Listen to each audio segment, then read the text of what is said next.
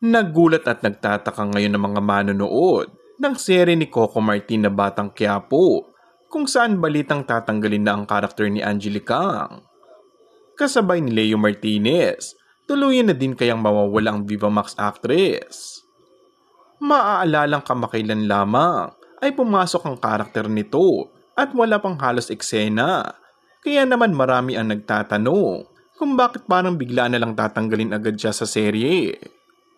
Totoo nga kaya ang chika na mahina ang dating at viewership ni Angelica at sinisi pa nga ng ilang netizens na dahilan kung bakit daw bumaba ang ratings ng serye.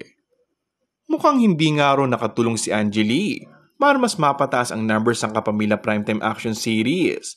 Imbes na tumaas ang ratings ay mas bumaba pa nga raw.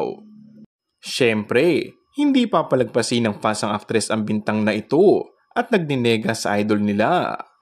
Marami rin ang nagsasabi na gawa-gawa lang ng mga gustong babagsakin si Angelica. May mga nagkomento ring netizens na ganoon naman daw talaga ang mga serye ni Coco. Madalas super taas ng viewership pero may mga pagkakataong bumabagsak rin ang numero for some reasons.